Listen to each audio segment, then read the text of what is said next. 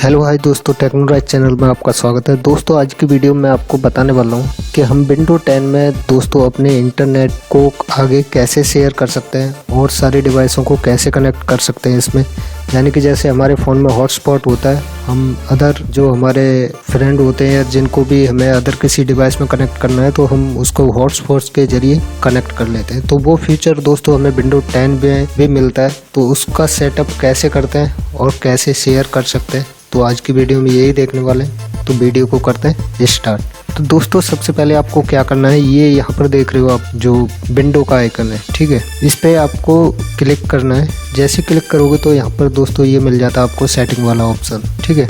तो इस पर क्लिक कर दीजिए। इस पर क्लिक करोगे तो दोस्तों यहाँ पे ये इतने सारे आपको ऑप्शन मिलते हैं। तो यहाँ पर आपको चूज करना है नेटवर्क एंड इंटरनेट, ठीक है। इस वाले ऑप्शन को आप चूज कर लीजिए और आपको इसके बाद यहाँ पर दोस्तों देखोगे तो ये मिलेगा आपको मोबाइल हॉटस्पॉट। तो मोबाइल हॉटस्पॉट वाले ऑप्शन को आप चूज कर लीजिए। अभी क्या है दोस्तों, यहाँ पर आपको सिंपल इसको ऑन कर देना है तो आपका ये ओपन हो जाएगा, यानी कि आप अदर डिवाइस कनेक्ट कर सकते हो, ठीक है। ये मेरा ऑन हो चुका है। इसमें दोस्तों मैक्सिमम मैं 8 डिवाइस कनेक्ट कर सकता हूँ, ठीक है। आप इसमें 8 फ़ोन जोड़ लीजिए या लैपटॉप या सिस्टम, जो भी नेटवर्क डिवाइस जोड़ना चाहें वो आप इससे 8 कनेक्ट कर सकते हो। 8 को हम यहाँ से इंटरनेट कनेक्शन दे सकते हैं, ठीक है। अगर आपको दोस्तों इसमें नाम वगैरह चेंज करना तो ये एडिट वाला ऑप्शन यहाँ पर आपको मिल जाता है। एडिट पर क्लिक कीजिए। यहाँ पर जो भी आप नेम रखना चाहते हो, यानी कि किस नाम से ये आपका शो हो, तो वो आप यहाँ पे नाम दे सकते हो। और आप पासवर्ड जो